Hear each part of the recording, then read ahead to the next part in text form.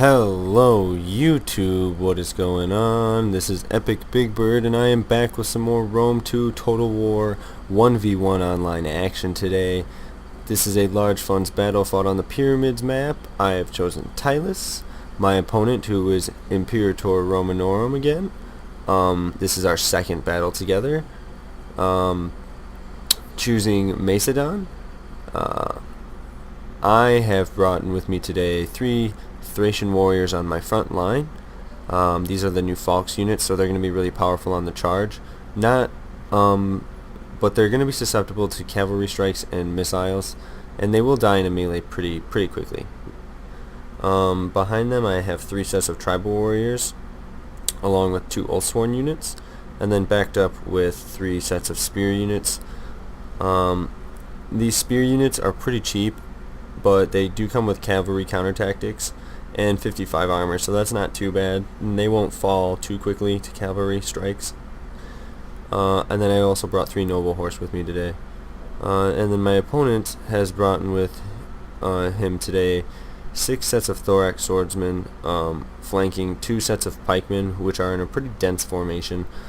And then he also has 2 hoplites, one here and one here. He has 2 citizen cav and a Thessalian over here, and then he has 2 citizen cav and a Thessalian right here. And we're gonna go into play now, and we'll watch what happens. Right now I'm basically planning on striking his flanking thorax swordsman, basically just ignoring his pikemen.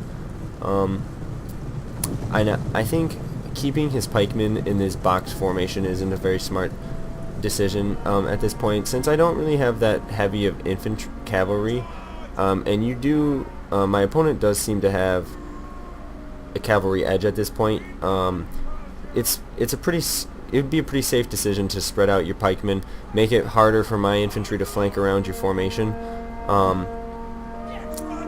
but instead in this boxier formation I'm going to be able to easily just split up and go after his thorax swordsman. My Thracians are going to get really nice charges. Here his Thessalians get a pretty good charge into my noble horse. I'm going to charge them into the thorax swords. And then over here I charge my Oathsworns into his citizen cavalry. And I'm backing that fight up with my spear warriors. I actually kited back with my 2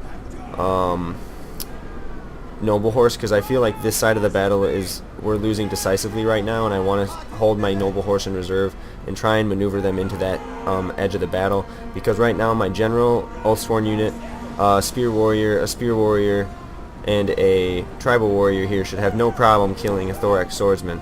And with these 2 spear warrior units I should be able to effectively defend against cav strikes. So there, like I said, pulling back my noble horse, I get an opportunity to go after his general. He accepts a charge with his companion cav, and I do lose a good 10 horses on the charge, but the thing is once we're held into combat there, my noble horse are going to win that fight, no problem. And here, like I said, my opponent's wheeling up for some cavalry strikes. But let's take a look at this side of the battle real quick.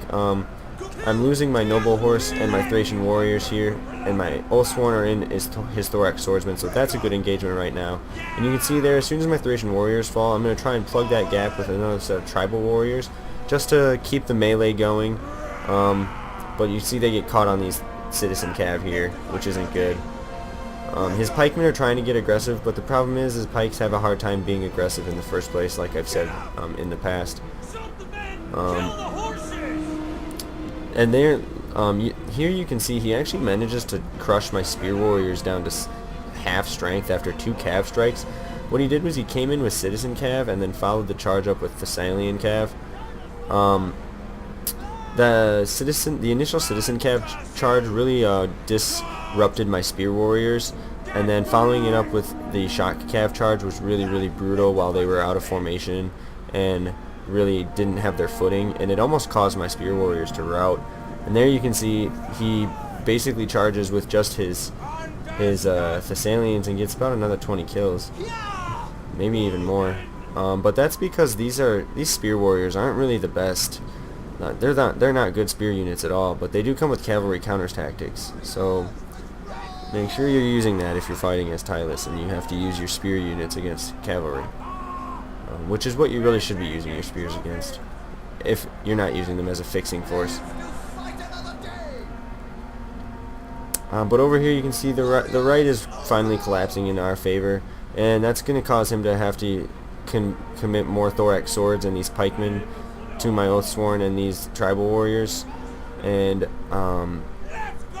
these spear warriors are getting a little out of place here, but these Thessalians are pretty weak now. So I can see this happening, and I'm going to pull all my cav over here because it looks like my infantry are going to be able to hold out.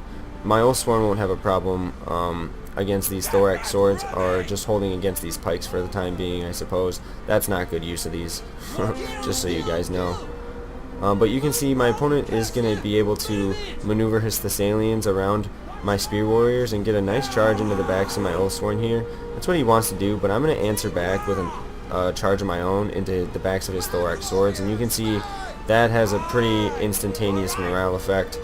And after seeing that, I actually decide to wheel off and strike the backs of these pikes with my noble horse to save my Oathsworn, because like I said, that was a really cost and effective engagement from the front. You can see as soon as my noble horse crash into the back of those pikes, they start to crash. They start to die really quickly. There you can see we managed to rout the rest of his Thessalians against my Oathsworn, and now these pikemen are going to be easily outmaneuvered by my superior units in the area, and that's going to pretty much wrap up the second battle. So that was a really good game to my opponent. That time the battle going to in my favor at the end. Let's take a look at battle stats real quick while we talk about what went well. You can see here my Thracian's doing okay on the charge against his thorax swordsman, but I would honestly say that's probably where most of his thorax swordsman kills are coming from. Because you can see, I mean, 77 and 81 and 72, I mean, that's okay numbers considering how much money these guys cost, but I was really hoping for a few more kills. I suppose they did their job in disrupting the enemy opponent, or the enemy army, accepting the engagement on my own terms, and really taking the initiative. I think that is sometimes something that could be really crucial in a battle, is simply making sure you get into an engagement on your own terms. And you can see here my Oathsworn doing very well on the flanks. I managed to hold back most of his cavalry except this Thessalian cav, which does very, very well even against spear units. So that says something about the current state of the game. The fact that these cav can get these kind of numbers while fighting spear units.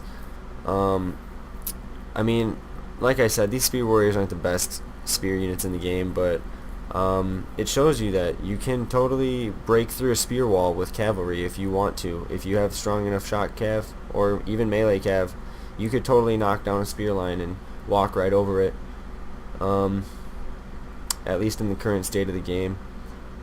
You can see his pike's actually doing pretty decently, and he simply got a little bit more aggressive with them than I did. So that's a good thing to keep in mind. I mean, don't always give up on your pikes. Keep them in the fight. If at most, put them in a position that's going to force your opponent to have to move around them.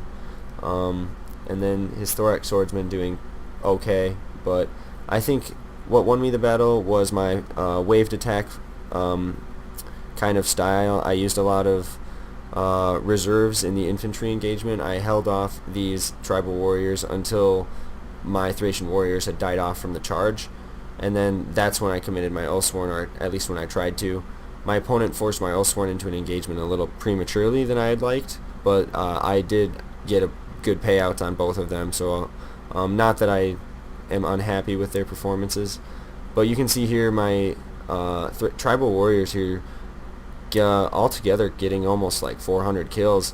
That's really, really good for them. These guys only cost about 700 denarii, or talents, excuse me, and I would chalk that up to just basically my Thracians getting the charge in first, and then causing these thorax swordsmen to have to kill them first and get tired out, and just use their exertion points, and then getting countercharged again when they get when my Thracian warriors start to waver. these guys just really excelled.